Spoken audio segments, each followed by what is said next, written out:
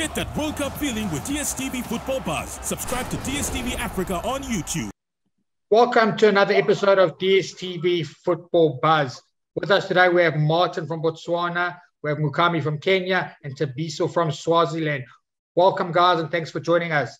Less than a month until the 2022 FIFA World Cup gets underway, and in this episode, we are talking about the best defenders at the tournament.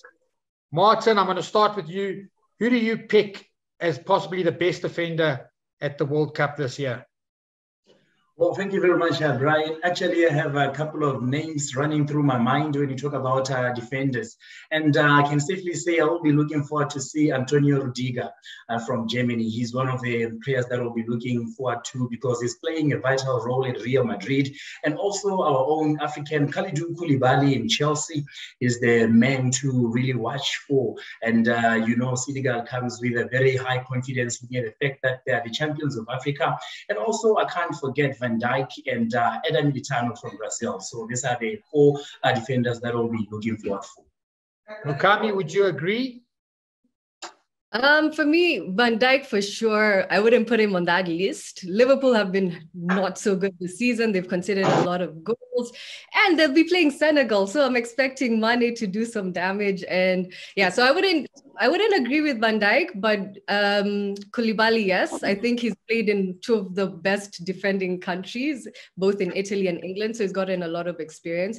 So yeah, personally, I don't know if I can answer that now. For me, the best defender will be Cancelo. Let's take away what he did over the weekend against Liverpool. But in general, I think he's redefined what a fullback does. His attacking is great. And then his tackles are also like really high up there, about two averages 2 per game. So I think for me, he's one to look out for. And considering that, it might be Cristiano Ronaldo's last World Cup and how things have been going at Manchester United, I know he'll put most of his effort into playing for his country at the World Cup. And I think that'll really boost them to move forward and perhaps like make it to the semis around there.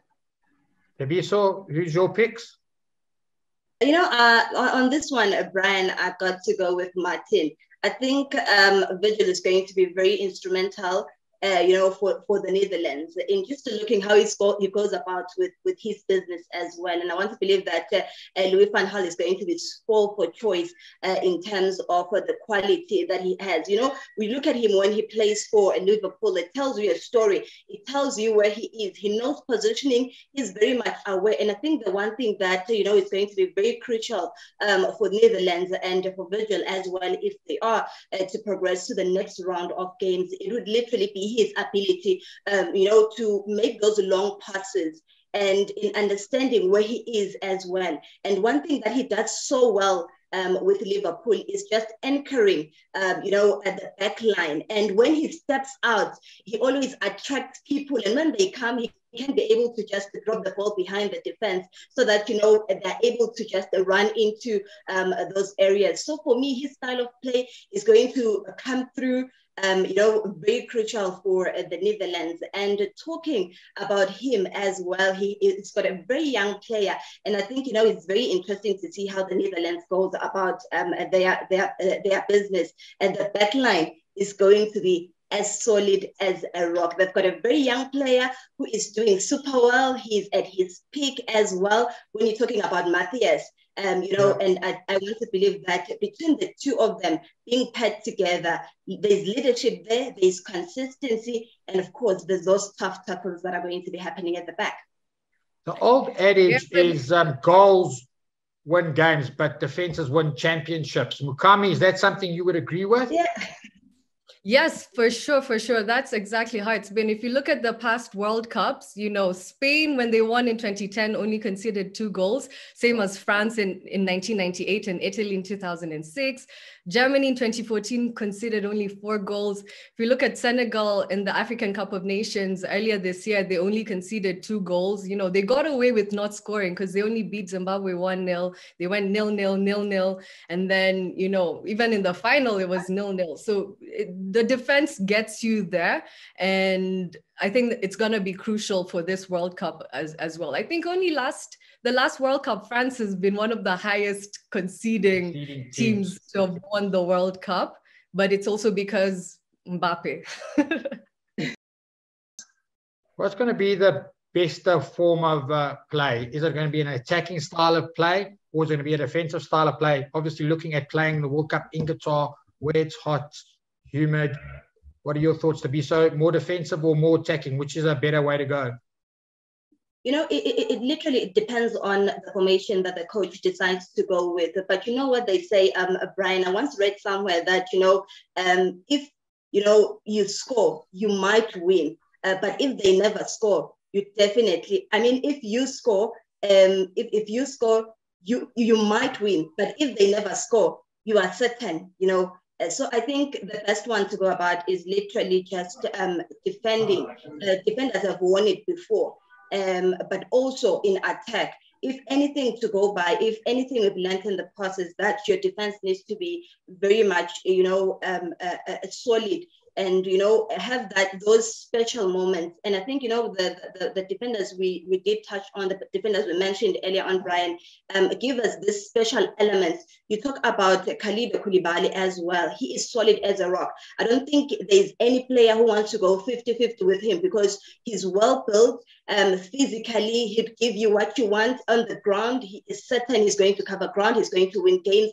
And of course, in the aerial as well, the aerial sense, he's very much aware. So for me, the ruthless mentality, it has a way of intimidating strikers. It has a way of taking players out of play. So if you've got a very solid defense, trust me, it will take you a long, long way in a FIFA World Cup.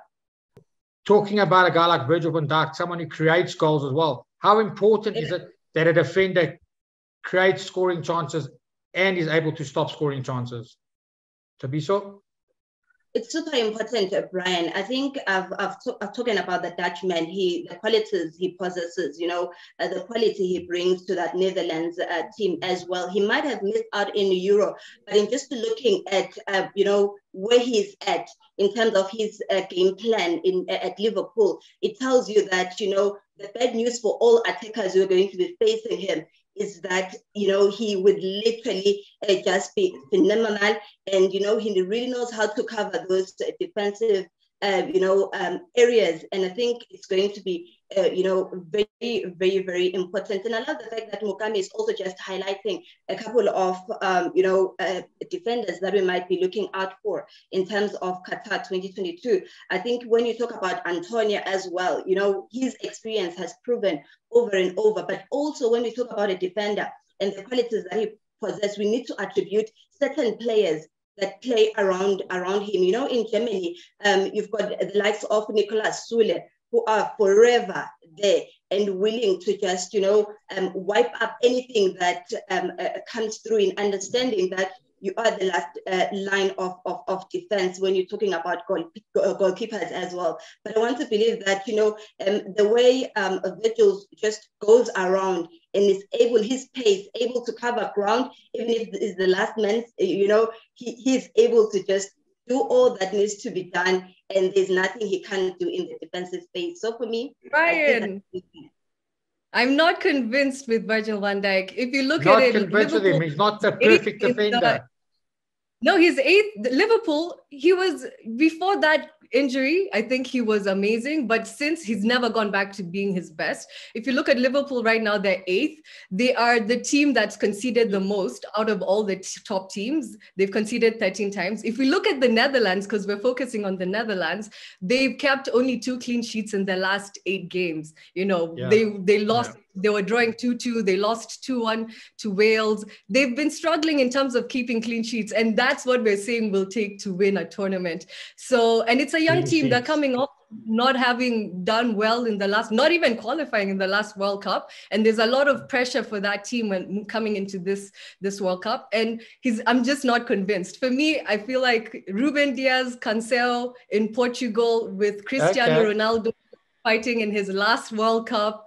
they are going to do well. They've been used to playing together in Manchester City. The two, Ruben Diaz has been incredible since he came to the English Premier League. One of the only defenders to win player of the entire league in his first season. So that combination that they're playing in the club, now they're playing also in the national team, I think will be crucial for Portugal. Yeah, combinations are very important, but let's bring it back to defenders. We are hoping an African team does well. Let's pick one defender each who we think is going to shine. Martin, which African defender do you think well? I will definitely pick Kalidou Koulibaly from Senegal. I believe that he's going to shine. More so that he's from Italy now. He's back in England to play in Chelsea. He will want to prove himself beyond reasonable doubt because we know that he's a hard-hitting and a very solid defender. And I believe that, of course, getting into this World Cup, knowing that they are African champions and all eyes will be on him because when you look at the fans across the world, they will be supporting the individual players that are playing at their clubs that they support. So I believe there will be a whole lot of pressure and it will be all eyes on Kalidou Koulibaly for him to do pretty well and prove himself. The man for you. Thabiso, who's the man for you? You know, Brian, I'm going to choose a man we have not talked about. And I think, it's going to be a guy from Morocco, Hakimi. Hakimi has been absolutely phenomenal for PSG. And I want to believe that he can be able to emulate the same form into, his national team. And, he's very accurate. He knows how to spot. And I think one thing that sets him apart from the other guys is because of his superb dribbling ability. And it always comes in handy, in such a tournament. And considering the fact that he already has a goal this season, probably it's something that can work in his favor going forward. And seeing that he also has a very, I'd say a very special thing in terms of neutralizing attack with his height. So for me, I think Hakimi is going to do relatively well. It's Morocco's second consecutive World Cup, so I want to believe that he would want to just show up and step up for Morocco. Okay, Koulibaly for Martin, Hakimi for Thabiso. Mukami, who are you picking? I'm actually finally going to agree with Thabiso. For me, it's so kind of you. For me, he's coming to this season on fire. He's scored 2 goals and he's already made around 4 assists for PSG. And, even in the African Cup of Nations, he was the leader in his team. He took that upon himself, especially after what happened with the, I think, Chelsea player who didn't manage to come. One of the best players who didn't manage to actually come for the African Cup of Nations. So I think he's going to be definitely one to look out for. They have a very tough group though. I was just looking at the group. They have a very tough group, Belgium, Croatia, and Canada, but I think he has experience and he's an attacking threat and also solid defensively, and he's a leader. So I think he's going to sort of give Morocco that spirit that they need. So at least Canada, I have a good feeling about that game against Canada. Thank you, guys. Another great episode of DStv Football Buzz. To follow the conversation, use the hashtag DStv Football Buzz. Less than a month to go to the World Cup. DStv here for all 64 matches, here for every fan. Thanks, guys. Have a good one. Cheerio. Thank you. Bye. This is Doha. This is Qatar. This is the World Cup 2022. It is time, once more, for the world to stand still. Stand still? Nah. We come together tonight, 1 billion of us, in every corner of the globe where the beautiful game matters. Here for the show-stopping magic of a moment. And the explosion of hope and glory. Brothers, sisters. Forgotten people, my body them. We come here for heroes. And for heartaches. Heartache? Come now, Peter, we're not here for that. Not this time, mate.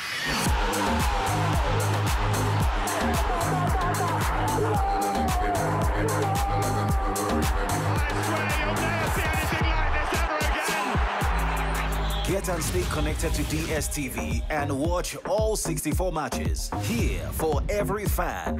You're really so messy! Live on Super Sports.